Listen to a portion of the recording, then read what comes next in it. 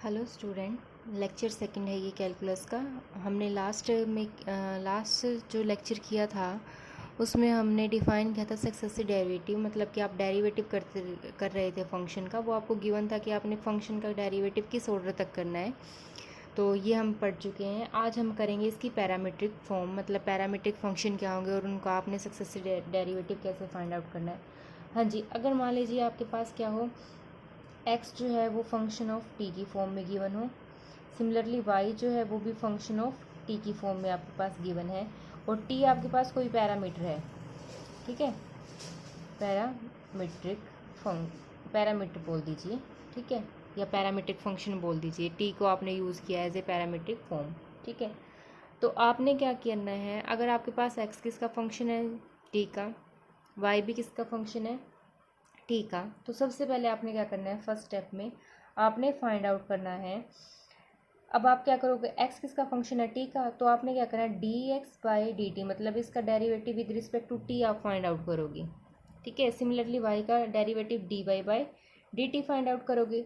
अब हम डिफ्रेंशिएशन किस अकॉर्डिंग डिफाइन कर रहे थे, dy बाई dx की फॉर्म में डिफाइन कर रहे थे। देन आपने क्या करना है, सेकेंड स्टेप में आपने ये दो टर्म्स फाइंड आउट करने के बाद dy बाई dx को फाइंड आउट करना है, ठीक है। अब dy बाई dx को कैसे फाइंड आउट करोगे, अब dy y किसका फंक्शन था, t का, सिमिलरली x किसका फंक्शन था, t का, तो आपने क्या किया, dy बाई dt का जो रिजल्ट था y में क्या कर दिया, dx बाई dt, ठीक है। तो यहाँ से आपके पास क्या आ जाएगा, अब आप जब इसे सॉल्व करोगे ना, तो ऑब्वियस सी बात है ये आपके पास क्या बनेगा, एक फंक्शन ऑफ टी की फॉर्म में बनेगा, जिसे मैं कैपिटल फॉर्म में लिख रही हूँ, ठीक है। ये सिर्फ अंडरस्टूड करवा रही हूँ आपको कि आपके पास जो रिजल्ट आएगा वो एक्चुअल में क्या होगा, फंक्शन ऑफ टी होगा, ठीक है। फिर ये तो था फर्स्ट डेरिवेटिव फाइंड आउट कर लिया। इसी टाइप से फिर आपने क्या करना है, सेकेंड डेरिवेटिव फाइंड आउट करना है। सेकेंड डेरिवेटिव फाइंड आउट करने के लिए क्या करोगे, नेक्स्ट स्टेप में देखो, d square y by d x square, processing वही रहेगी। अब आप क्या कर रहे हो, एक्चुअल में देखो पहले डी बाई डी एक्स कर रहे हो, ठीक है, किस फंक्शन का कर रहे हो, एफ टी का, मतलब इस कैपिटल फॉर्म का कर रहे हो, ठीक है। तो आपके पास रिजल्ट क्या आएगा, देखो रिजल्ट आपके पास क्या आएगा, पहले आप इसे डिफ्रेंशिएट करोगे डी बाई डी टी की फॉर्म से, ठीक है, इंटू में एफ ऑफ टी जो भी आपके पास फंक्शन दे रखा, और इंटू में क्या लगाओगे, d t by d x, मतलब जो फंक्शन आपके पास टी है उसका derivative with respect to x. तो आपने इस अकॉर्डिंग रिजल्ट को फाइंड आउट करना है, ठीक है। अब ये सारा का सारा जो रिजल्ट है ना, वो पैरामीट्रिक फॉर्म के लिए है, कि अगर आपके पास पैरामीट्रिक फंक्शन में गिवन है एक्स और वाई की वैल्यू, तब आप इन्हें कैसे सॉल्व करोगे, ठीक है। तो अब इस पे बेस्ड एग्जाम्पल देखो आपने कैसे करने हैं। हाँ जी, एग्जाम्पल आपके पास क्या गिवन है, मान लीजिए इफ, फर्स्ट एग्जाम्पल है इस पे बेस्ड, क्या गिवन है, अगर एक्स आपके पास क्या गिवन है, साइन टी गिवन है, और वाई क्या गिवन है आपके पास, साइन पी टी गिवन है, ठीक है। देन प्रूव करना आपने, prove that 1 minus x square into y two minus x y one plus p square y equal to 0, ठीक है। ये कंडीशन आपने प्रूव करनी है। लास्ट लेक्चर में मैंने बताया था y1 y2 किसके लिए स्टैंड कर रहे हैं, y1 जो है वो फर्स्ट डेरिवेटिव के लिए स्टैंड कर रहा है, d y by d x, ठीक है। y2 जो है वो स्टैंड कर रहा है d square y by d x square. तो आपने अब x और y तो गिवन है आपको, और प्रूव ये करना है, ठीक है। तो इसका सॉल्यूशन देखो, सबसे पहले आपने क्या करना है, अब x क्या गिवन है आपको, साइन t, और y क्या गिवन है आपको, साइन पी टी, ठीक है। इसका मतलब x का डेरिवेटिव तो विद रिस्पेक्ट टू t करोगे, सिमिलरली y का भी derivative with respect to t करोगे, ठीक है। तो आपके पास सॉल्यूशन जो बनेगा ना, वो किस टाइप से बनेगा, देखो पहले आप क्या करो, D x by d t find out करो, ठीक है। तो साइन का क्या बन जाएगा, कोस टी, ठीक है। Similarly d y by d t find out करो, तो रिजल्ट क्या आ जाएगा, कोस का सॉरी साइन का क्या आ जाएगा, कोस पी टी, और एंगल में करेंगे तो इंटू में क्या आ जाएगा, पी, ठीक है। अब आपके पास y1, मतलब कि y1 जो था वो किसको रिप्रेजेंट कर रहा था, एक्चुअली में d y by d x को रिप्रेजेंट कर रहा था। और d y by d x को आप कैसे लिखोगे, इस फॉर्म में, ऊपर क्या लिखोगे, d y by d t का रिजल्ट, और बाय में क्या आ जाएगा, d x by d t का रिजल्ट, ठीक है। तो d y by d t का रिजल्ट क्या था, पी कोस पी टी, ठीक है। और यहाँ से D x by d T की वैल्यू क्या थी, कोस टी। तो आपने क्या किया, फॉर्मूले में वैल्यू पुट की, हाँ जी, अब ये जो रिजल्ट है, अब देखो आप इस स्टैंडर्ड फॉर्म में dy बाई डी एक्स भी लेके चलो, लेकिन हमें जो सॉल्यूशन में चाहिए वो y1 y2 की फॉर्म में चाहिए। तो आप इसे dy बाई डी एक्स को क्या करो, पहले से ही y1 की फॉर्म में पुट कर लो, तो आपके पास ये इक्वेशन बन गई। ठीक है, अब आपने क्या करना है, इसका स्केयरिंग बोथ साइड कर लीजिए, या तो आप इक्वेशन नंबर 1 इसे मान लीजिए x वाली फॉर्म की जो थी आपके पास। ठीक है, ये इक्वेशन नंबर 1, ये इक्वेशन नंबर 2। ठीक है, तो हाँ जी, आपने क्या किया, y1 को सॉल्व किया, y1 की वैल्यू आपके पास आ गई p cos pt बाय में क्या आ जाएगा, cos t। ठीक है, अब नेक्स्ट स्टेप में आपने क्या करना है, इसे सॉल्व करना है। ठीक है, सॉल्व करेंगे तो आपके पास जो रिजल्ट बनेगा वो कैसा बनेगा, देखो अब आपने क्या किया, स्क्वेयरिंग बोथ साइड की। ठीक है, स्क्वेयरिंग बोथ साइड, तो ये बन जाएगा y1 स्क्वेयर, ये बनेगा p square cos square pt, और बाय में क्या आ जाएगा, cos square t, squaring both sides. ठीक है, हाँ जी, अब देखो y1 स्क्वेयर जो था, y1 स्क्वेयर वो किसके इक्वल आ जाएगा, वो आपके पास बनेगा p स्क्वेयर। ठीक है, इनटू में क्या था, cos स्क्वेयर pt था, तो उसे आप क्या लिख सकते हो, 1 माइनस साइन स्क्वेयर pt, जहाँ पे भी कोस था उसे साइन की फॉर्म में रिप्लेस कर लेना, और बाय में क्या था, कोस स्क्वेयर t, तो उसे भी आप क्या लिख सकते हो, 1 माइनस साइन स्क्वेयर t। ठीक है, अब देखो साइन pt आपको गिवन था, वो किसके इक्वल था आपके पास, y के इक्वल था, और साइन t किसके इक्वल था, y के सॉरी x के इक्वल था। तो यहाँ पे इनकी वैल्यूज पुट कर दीजिए, तो y1 स्क्वेयर किसके इक्वल आ गया, p स्क्वेयर इंटू में क्या आ जाएगा, 1 माइनस वाई स्क्वेयर। ठीक है, और यहाँ पे आपके पास क्या आ जाएगा, 1 minus x square, using equation 1 and 2 जो आपने इनको नेम दिए थे। ठीक है, हाँ जी, यहाँ से आप नेक्स्ट स्टेप में क्या करोगे, क्रॉस मल्टीप्लाई कर दीजिए, 1 माइनस एक्स स्क्वेयर इंटू में क्या आ जाएगा, y1 स्क्वेयर इक्वल टू क्या आ जाएगा, p square into 1 minus y square. ठीक है, अब आपने क्या करना है, इसे differentiating both side with respect to x। ठीक है, x के रिस्पेक्ट टू में डेरिवेटिव कर दीजिए।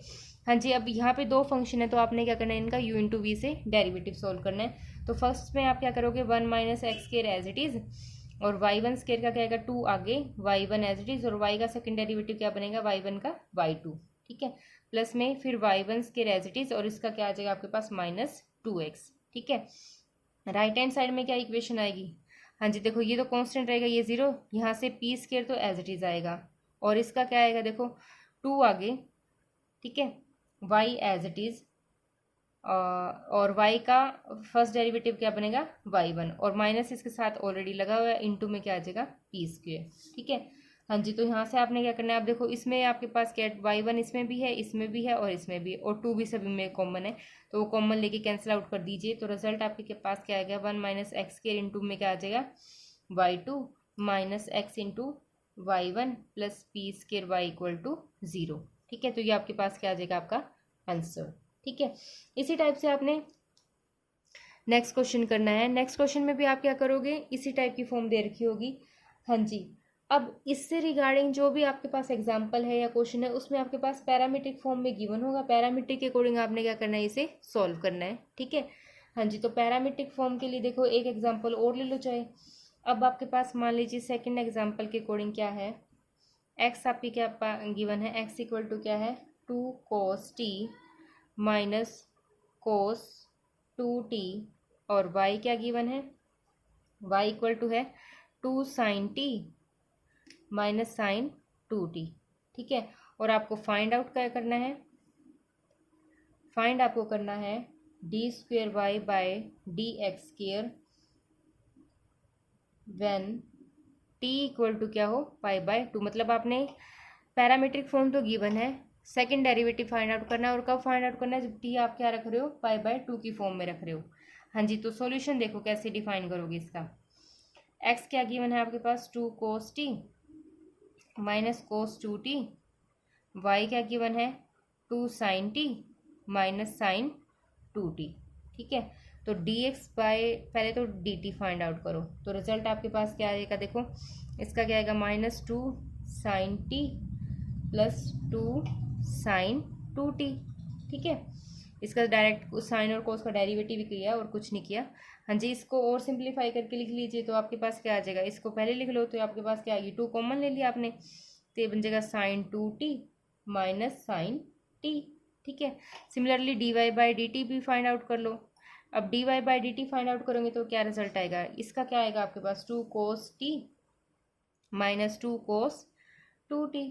ठीक है, इसे भी जब सॉल्व करेंगे तो 2 कॉमन ले लेना, cos t minus cos 2t। अब आपने क्या करना है, पहले तो dy by dx find out करो। अब dy by dx find out करने का तरीका क्या था, dy बाई dt बाय में क्या आएगा dx बाई dt।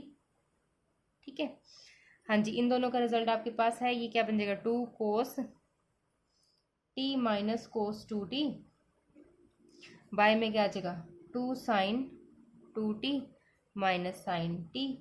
यहाँ से आपके पास 2 से 2 कैंसिल, यहाँ पे सी डी फॉर्मूले लगा दीजिए। सी डी फॉर्मूले आपके पास क्या बन जाएगा 2 इंटू में क्या आ जाएगा साइन 3t बाई 2 और ये बन जाएगा sine t by 2। C d फॉर्मूले डायरेक्ट लगा रही हूँ मैं, 2 cos 3t बाई 2 इंटू में क्या आ जाएगा साइन t बाई 2। अब यहाँ से टर्म जो कैंसिल आउट होती है उसे कैंसिल आउट कर लीजिए। हाँ जी, यहाँ से साइन वाला पार्ट कैंसिल आउट हो गया, 2 कैंसिल आउट हो गया तो साइन बाई कोस क्या बन जाएगा tan 3t बाई 2। ठीक है, तो ये तो आ गया आपका फर्स्ट डेरिवेटिव। अब इसी टाइप से second derivative dy by d x square find out कर लीजिए। तो tan का क्या बन जाएगा सीकेंड स्क्वायर 3t बाई 2 और फिर एंगल का करेंगे 2t बाई 2 और फिर dt बाई dx। ठीक है, अब देखो dt बाई dx आपके पास नहीं है, आपके पास रिजल्ट किसका है dx बाई dt, तो इसे डिनोमिनेटर में ले जाइए तो ये बन जाएगा आपके पास second square 3t by 2 into में 3 बाई 2 और इंटू में बाय में क्या आ जाएगा dx बाई dt। ठीक है, अब यहाँ से आपने क्या करना है, इसकी वैल्यू पुट कर देनी है। हाँ जी, देखो क्या रिजल्ट आएगा, क्या रिजल्ट आपके पास चल रहा है, d square y by d x square की वैल्यू चल रही है। ठीक है, देखो क्या था आपके पास 3 बाई 2 तो था ही। ठीक है, 3 बाई 2 था आपके पास और इंटू में क्या था सीकेंड स्क्वायर 3t बाई 2 और इंटू में बाय में आपके पास क्या रिजल्ट था, x की फॉर्म में था dx बाई dt, तो उसकी वैल्यू क्या थी 2 इंटू में क्या था sign 2t minus sign t। ठीक है, हाँ जी, यहाँ से देखो और सिंप्लीफाई करेंगे तो रिजल्ट क्या आ जाएगा 3 बाई इस 2 की मल्टीप्लाई इससे करेंगे तो रिजल्ट कितना आ गया 4 आ गया। इस सीकेंड को डिनोमिनेटर में ले जाओ तो आपके पास क्या आ जाएगा कोस स्क्वायर 3t बाई 2 और यहाँ पे फिर से फॉर्मूला लगा दो। फॉर्मूला लगाएंगे तो क्या रिजल्ट आ जाएगा 2 इंटू में कोस 3t बाई 2 और इंटू में क्या आ जाएगा साइन t बाई 2। ठीक है, हाँ जी, नेक्स्ट स्टेप में फिर और सिंप्लीफाई कर लीजिए। हाँ जी, यहाँ से देखो ये भी एंगल सेम है, ये भी एंगल सेम है, इनकी पावर क्या हो जाएगी इकट्ठी 3 बाई क्या आ जाएगा, इनकी मल्टीप्लाई क्या आ गई 8, ये बन जाएगा कोस 3t बाई 2 इंटू में क्या आ जाएगा साइन t बाई 2। अब आपने क्या करना है एट t किसके इक्वल था पाई बाई 2 के इक्वल। ठीक है, तो d square y by d x square का रिजल्ट निकाल लो। 3 इंटू में क्या आ जाएगा 3 बाई में क्या आ जाएगा 8 इंटू में कोस 3 और टी के प्लेस पे क्या पुट करोगे दिस। ठीक है, तो यहाँ पे क्या आ जाएगा 3 पाई बाई 4 इंटू में क्या आ जाएगा साइन पाई बाई 4। हाँ जी, इनकी वैल्यू आप चेक कर लो, इनकी वैल्यू क्या बनेगी आपके पास 3 बाई में इसकी वैल्यू जब हम चेक करेंगे ना तो एंगल के अकॉर्डिंग आप चेक कर लेना कि कौन से क्वाड्रेंट में बनेगी वैल्यू। हाँ जी, इसे ब्रेक करके लिखेंगे तो 8 इंटू में क्या आ जाएगा -1 बाई √2 की पावर कितनी होगी क्यूब होगी इंटू में क्या आ जाएगा 1 बाई √2। साइन आपको पता ही है 45 कितना होगा, तो आपके पास रिजल्ट कितना आ जाएगा -3 बाई और कैलकुलेशन सब सॉल्व करने के बाद 8 इंटू में क्या आ जाएगा 1/4 इक्वल टू क्या आ गया -3/2। तो आपने इस टाइप से क्वेश्चन सॉल्व करने हैं जब पैरामीट्रिक फॉर्म में गिवन हो। तो रजे आज के लेक्चर में इतना ही।